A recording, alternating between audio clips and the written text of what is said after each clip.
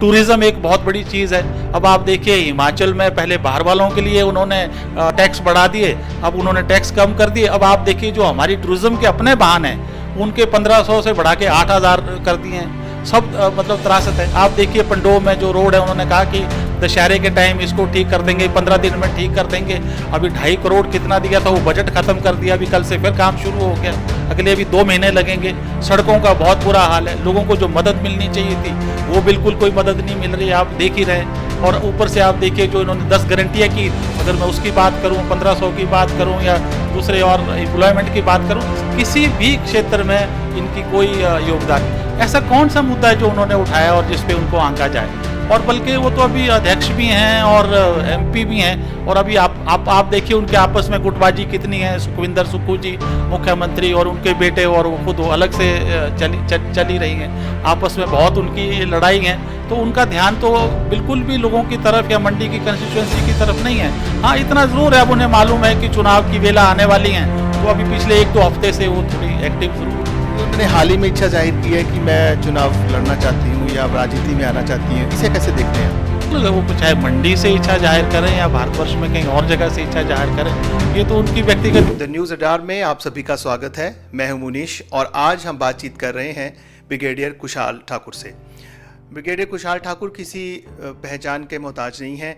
इन्हें कारगिल हीरो के नाम से भी जाना जाता है और इन्हीं के नेतृत्व में कारगिल युद्ध के दौरान भारतीय सेना ने टाइगर हिल पे फतेह हासिल की थी और इनकी यूनिट को उसी कारगिल युद्ध के लिए 75 पुरस्कार, जो आज भी भारतीय सेना में सबसे अधिक है, एक रिकॉर्ड है, वो प्राप्त हुए थे।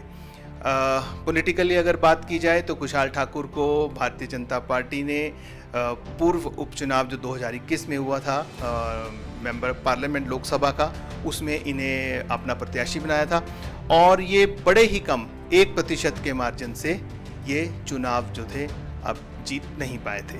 तो चलिए आज हम बातचीत करते हैं कुशाल ठाकुर से। सबसे पहले हम आपसे जानना चाहेंगे, आप फिल्में देखते हैं? ये अचानक आप फिल्मों की तरफ कहाँ से आ गए, मैं समझा नहीं। समझने की बात है कि ये कंगना रनौत की फिल्में देखते हैं, आप उनके फैन हैं? नहीं, मैं इतना जानता हूँ कि कंगना रनावत जी एक बहुत मशहूर अभिनेत्री हैं, हिमाचल से हैं और हमारे मंडी से हैं, और एक फ़ौज में रहा हूँ। बहुत ज़्यादा रुचि मुझे फिल्मों में नहीं है, तो मैंने बहुत कम फिल्में देखी है। इतना तो आपको मालूम है कि वो मंडी की हैं? नहीं, बिल्कुल मंडी की बेटी हैं और एक बहुत बड़ा नाम है, एक बहुत बड़ी शख्सियत है। उन्होंने हाल ही में इच्छा जाहिर की है कि मैं चुनाव लड़ना चाहती हूँ या राजनीति में आना चाहती हूँ, इसे कैसे देखते हैं आप? चलो, वो तो अब मैं इस पे तो क्या बोल सकता हूँ, ये तो हर एक आदमी का व्यक्तिगत मामला होता है, उनकी हर एक।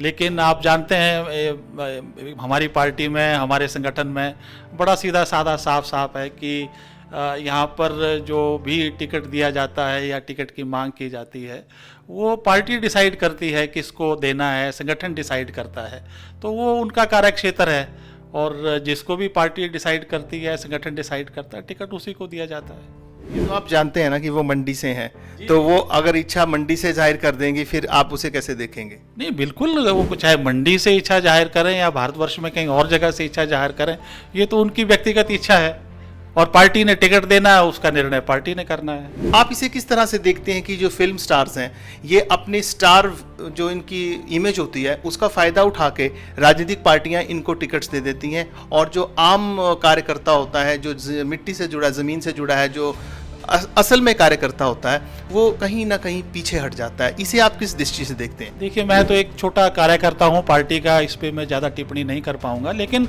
पार्टी का अपना एक प्रोसेस है, एक अपना सिस्टम है, जो हमारा पार्लियामेंट बोर्ड है या हमारा शीर्ष नेतृत्व है, और वो देखते हैं कि क्या प्लस है, माइनसेस हैं, उसके हिसाब से जो भी वो डिसाइड करते हैं वो बिल्कुल सही डिसाइड करते हैं। आप ठीक मानते हैं इनको, फिल्म स्टार्स को, अपने फिल्म इंडस्ट्री से एकदम से निकले और इन्होंने इच्छा जाहिर की और इनको टिकट दे दिया? नहीं, ज़रूरी नहीं, फिल्म किसी भी कार्यक्षेत्र के लोग जो भी राजनीति में आना चाहे बॉलीवुड के लोग हों, चाहे ब्यूरोक्रेट्स हों या कोई भी दूसरे अगर समाज में कार्य करता हूँ, ये उनकी व्यक्तिगत इच्छा है और पार्टी निर्णय लेती है कि किस तरह से किसको टिकट देना है। अब आप अगर हम पिछले इलेक्शंस की बात करें 2021 के, आप एक बड़े नैरो मार्जिन के साथ आपने थोड़ा आप जीत नहीं पाए उन इलेक्शंस को, तो अब आप क्या इच्छा आप रखते हैं, आप क्या इच्छा रखते हैं? आपको लगता है, आपको उम्मीद है आपको कि अब आपको टिकट दिया जाएगा इस बार?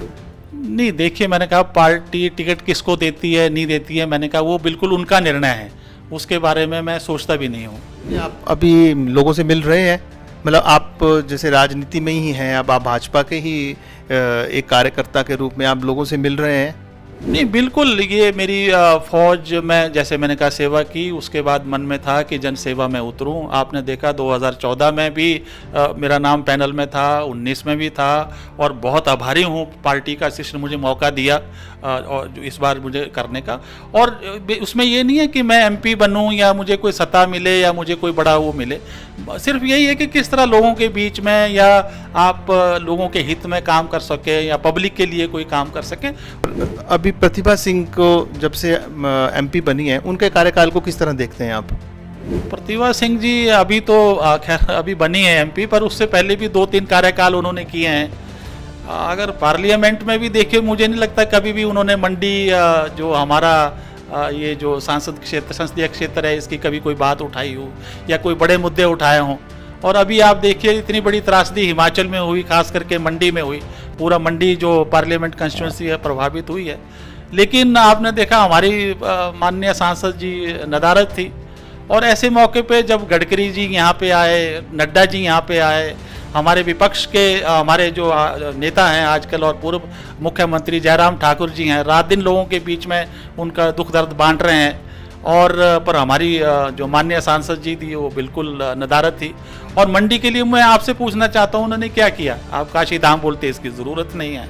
कॉलेज का जो दायरा है उसको उन्होंने कम कर दिया है। ऐसा कौन सा मुद्दा है जो उन्होंने उठाया और जिस पे उनको आंका जाए? और बल्कि वो तो अभी अध्यक्ष भी हैं और एमपी भी हैं, और अभी आप देखिए उनके आपस में गुटबाजी कितनी है। सुखविंदर सुक्खू जी मुख्यमंत्री और उनके बेटे और वो खुद अलग से चली रही हैं, आपस में बहुत उनकी लड़ाई है। तो उनका ध्यान तो बिल्कुल भी लोगों की तरफ या मंडी की कंस्टिट्यूएंसी की तरफ नहीं है। हाँ, इतना ज़रूर है, अब उन्हें मालूम है कि चुनाव की वेला आने वाली हैं, तो अभी पिछले 1-2 हफ्ते से वो थोड़ी एक्टिव ज़रूर हुई हैं। आपका मानना है कि वो इतना जिस तरह से लोगों के बीच उन्हें जाना चाहिए उस तरह से वो कार्य नहीं कर रही हैं? बिल्कुल नहीं कर रही है, बिल्कुल नहीं किया। आज नहीं, पिछले 2-3 भी टेन्योर रहे, उन्होंने बिल्कुल कार्य नहीं किया, और खास करके इसमें तो कोई भी कार्य नहीं किया है। आपको कौन कौन से मुद्दे नजर आते हैं?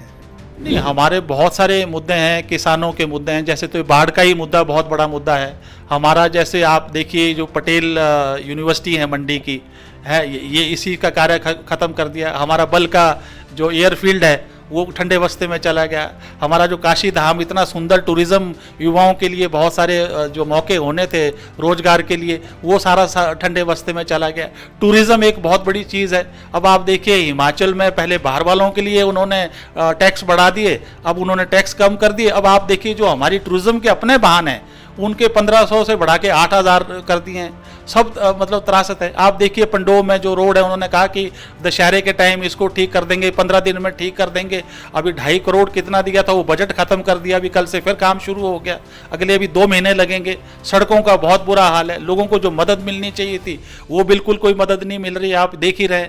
और ऊपर से आप देखिए, जो इन्होंने 10 गारंटियाँ की, अगर मैं उसकी बात करूँ, 1500 की बात करूँ या दूसरे और एम्प्लॉयमेंट की बात करूँ, किसी भी क्षेत्र में इनकी कोई योगदान नहीं है।